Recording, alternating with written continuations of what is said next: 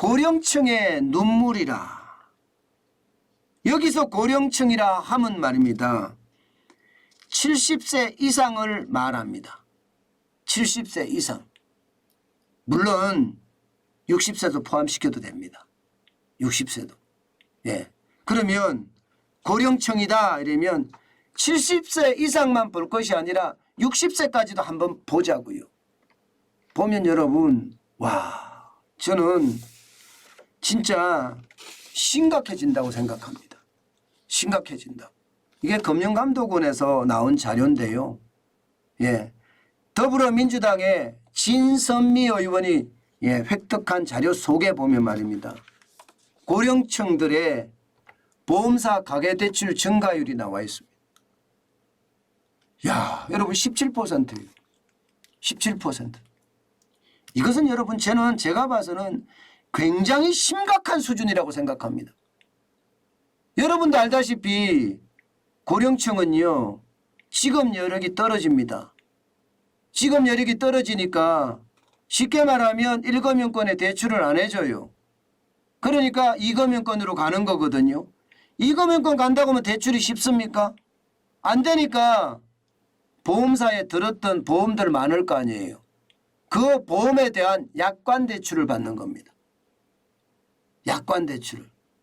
그러니까 그만큼 돈 빌릴 데가 없으니까 지금 보험사로 갔다는 이야기가 되는 겁니다. 저는 이게 어째 보면 말입니다. 60대 70대 고령층의 심각한 충격이라고 생각합니다.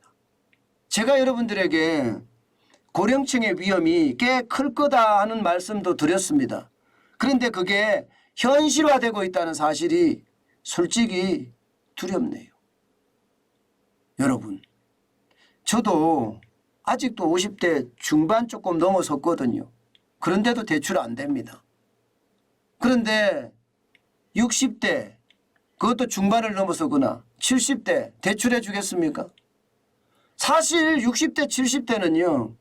대한민국의 산업화를 이끌면서 굉장히 고생한 세대들이에요. 이들에게 말입니다.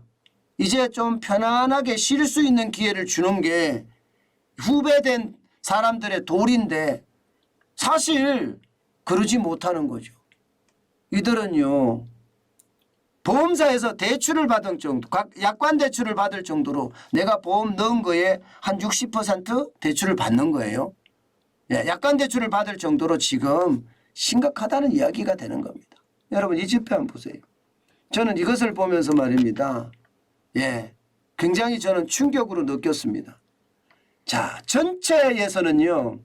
보험사의 대출이 늘어나는 걸 한번 보시면 신용대출 총액 추이입니다. 전체는요. 2019년 말에 1.4% 떨어졌습니다. 1.4%. 2020년에는 6.1%가 떨어졌고요. 2021년에는 2.2%가 올라갔습니다. 그리고 2021년 1분기 말에는 0.4%가 올라갔어요. 그런데 60대 이상을 보세요. 60대 이상. 2019년 말에는 1조 10억입니다. 17%가 늘었습니다. 2020년에도 1조 1333억 원, 13조 2천억 원이 늘었습니다. 2021년에 1조 3256억 원, 17%가 늘었습니다. 올해 1분기 말에는 1조 3338억 원으로 4.4%가 늘었다고 하지만 지금 말입니다. 19년부터 20년, 21년까지 고령자들은요. 결국 말입니다. 대출 받을 데가 없으니까 보험사에 가서 신용대출을 받든지 약관대출을 받아서 연명을 했다는 뜻이 돼요. 연명을 했다는 뜻. 야, 이거는 진짜 되게 충격적으로 저는 받아들입니다. 이게 정부가 대출 규제를 강화하면서 말입니다. 실제 죽어나는 것은 고령층이다. 이렇게 해석할 수 있는 부분이에요. 20대 30대는요. 미래소득까지 책정을 해서 미래소득이라는 게 아직 이루어지지 않는 소득인데 그 소득까지 책정을 해서 대출을 해주는 반면에 고령층은 재산이 있어도 대출을 안 해줘요. 진짜 이 표현을 하나 쓸게요. 미쳤지 않고서는 이렇게 될 수가 있겠습니까? 이 나라를 누가 이렇게 건강하게 만들고 누가 이렇게 부강하게 만들었는데요. 그들에게 여러분 쉽게 말하면 박수는 쳐주지 못할 망정 쪽박까지 깬다 하는 생각이 저는 절로 듭니다. 60대 70대에도 일을 해야 되는 이들의 저는 고통이 한없는 눈물로 만들어질 수밖에 없겠구나 그런 생각을 실제 지울 수가 없습니다. 더 큰 문제는 여러분 이 고령층이 대출을 많이 해주니까 1분기가 4.4%밖에 안 늘어났잖아요. 이게 보험사들이 줄인 탓이에요. 보험사들이 말입니다. 기본적으로 약관 대출을 하면 환급금의 60%까지 대출을 해줬거든요. 이것을 50%로 줄였어요. 한도를 줄인 거예요. 한도를 줄여서 억지 춘향식으로 지금 줄어드는 겁니다. 저는 이런 것이 말입니다. 지금 쉽게 말하면 소득 창출 능력이 굉장히 떨어지는 사람들에게 너무 심한 지금 충격을 주는 것은 아닌가. 저는 그런 생각 진짜 많이 해봅니다. 윤석열 정부는요. 현장에 대한 정확한 분석이 바로 뒤따라야 될 것 같아요. 여러분 보시다시피 은행권에서는 대출을 안 해주니까 대출이 줄어요. 실제 말입니다. 은행권 가계대출은 2021년 3분기에서 2022년 1분기로 보면 0.49%가 줄었어요. 905조 6천 2억 원으로 말입니다. 그런데 보험사는 훨씬 늘어나고 있고요. 억지 춘향격으로 DSR을 적용을 했잖아요. DSR을 2억 대출 받으면 지금 적용하지요. 지금 현재는 7월 1일부터는 1억을 대출하면 적용을 합니다. 그러니 뭐 지금 고령층 60대 이상의 대한민국의 어떤 산업 여군들에게 저는 굉장히 많은 피눈물을 흘리게 만든다. 저는 그렇게 판단하고 있습니다. 참 안타까운 현실이죠. 이런 게 이제 사각지대인데요. 정부가 이렇게 현장을 좀 알았으면 좋겠다는 이야기가 이런 거예요.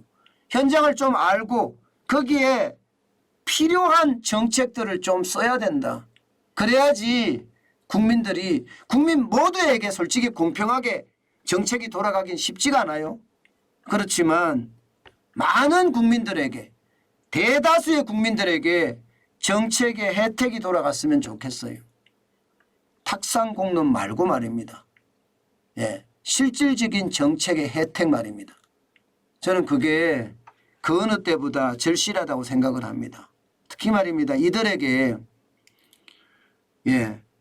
부채 지급 여력을 높여주는 거 굉장히 중요하거든요. 그냥 단기 알바하면서 돈 주는 거 말고 이들이 가지고 있는 머릿속의 노하우 이런 것들을 말입니다. 전 국민에게 전파할 수 있는 그런 방법들을 찾아내는 것도 굉장히 좋은 거라고 생각을 합니다.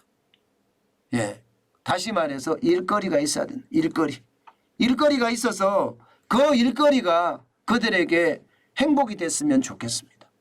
그러면 지금의 눈물도 환한 웃음으로 바뀌지 않겠습니까?